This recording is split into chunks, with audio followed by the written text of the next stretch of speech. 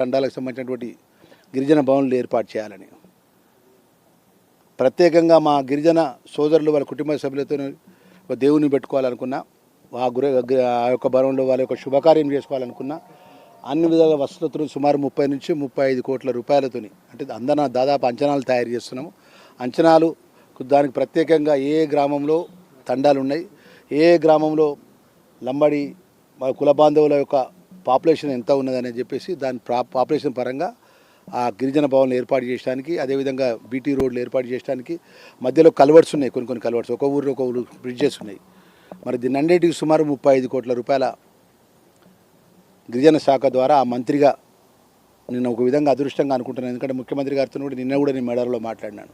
మా tribal department సంబంధించిన funds ప్రత్యేకంగా ఏదైతే ప్రభుత్వ పరంగా అనుమతులు నిధులు శాంక్షన్ ఇస్తున్నామో అది దానికి సంబంధించిన బడ్జెట్ పరంగా కూడా ఇక్కడ కూడా ఇబ్బంది పడకుండా అన్ని విధాలు కూడా మాకు సహకరించే విధంగా కూడా వారి దృష్టికి తీసుకెళ్లడం విషయాన్ని చెప్తూ నా ధర్మపురి నియోజకవర్గానికి ఏదైతే గిరిజన తండాలు లంబడి తండాలు ఆ గ్రామాలకు ఉన్నటువంటి కనెక్టివ్ రోడ్లకు సుమారు 35 కోట్ల రూపాయలతో ప్రత్యేకమైనటువంటి నిధులు